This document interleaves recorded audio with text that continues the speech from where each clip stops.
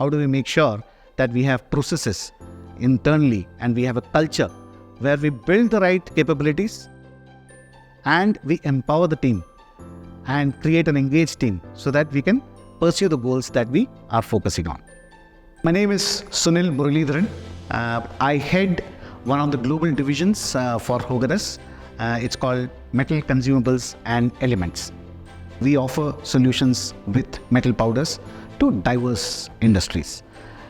In India, we've seen healthy, consistent growth across multiple manufacturing industries, and they are consumption driven, this growth. There are two other trends which makes the India opportunity even more attractive for us in Höganäs.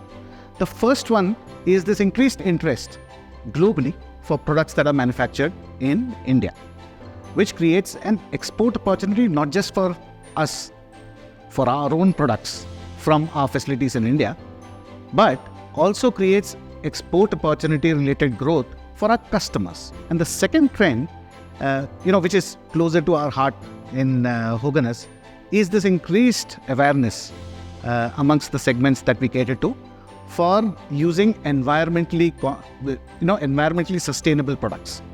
Now, why this is an opportunity for us is because intrinsically the solutions that we offer are more environmentally sustainable. So in many ways, the increased awareness and increased affinity towards environmentally sustainable products creates a growth opportunity for us in Höganäs.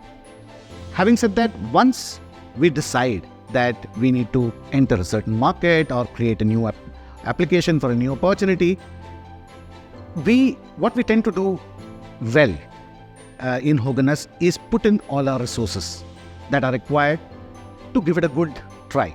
So what we have done well is that we have committed resources, both in terms of people and in terms of equipment and technologies, once we decide that we want to enter an opportunity. And that gives us the courage to take the plunge whenever there is a growth opportunity.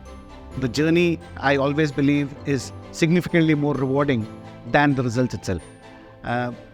For me personally, the most exciting part of the journey has been working with people, both internally and externally, working with people with diverse skill sets, diverse opinions, diverse motivations, and everything that they bring on the table, the mosaic, and the learning opportunity that you have from all this. That's something that excites me most and continues to excite me about the future. As a leader, what excites me most is to see my co-workers develop both personally and professionally while we do this journey together. There are a few challenges that I would like to talk about, which is not just India specific, which is a global challenge for us. With increasing electrification of the automobile, it brings up a challenge in front of us of how do we then grow if our core business will start slowing down. Now, the second challenge, again, not specific to India, globally we are looking at this challenge, is we are committed to an aggressive ambition of becoming net zero by 2037.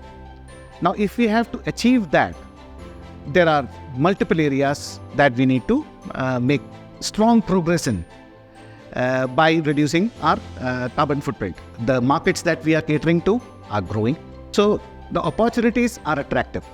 Now, how are we planning to realize the potential from these opportunities? Once we prioritize and decide that these are areas that we will focus on, we will go all ahead, full speed in committing our resources to them. The second part is building the right team, the right capabilities, the right competencies, and empowering that team.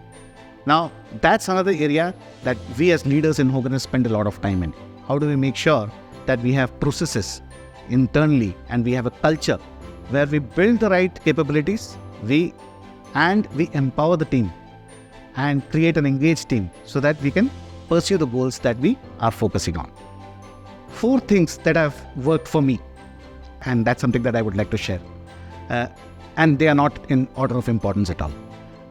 Number 1, it's extremely important for me to remain in touch with the customers and the industry stakeholders so that I have the pulse of the market. Having a robust process of setting the priorities and goals for the organization. So you need to take inputs from the larger team and then also be guided by strategic priorities so that you set goals and you also create the right ownership.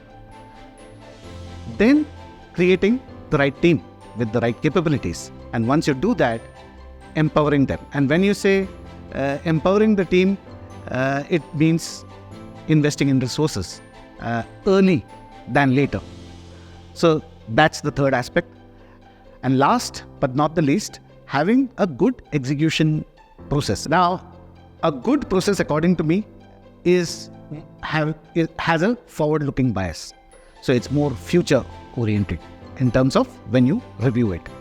The history and what has happened, the past has to be used as a engine for learnings. So you learn from the past and not get trapped into discussing too much about what went wrong, but take the learnings and move forward and look at actions that are required to be successful in the future.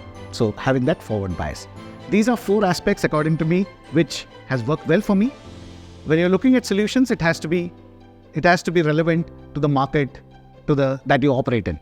So that's important for success.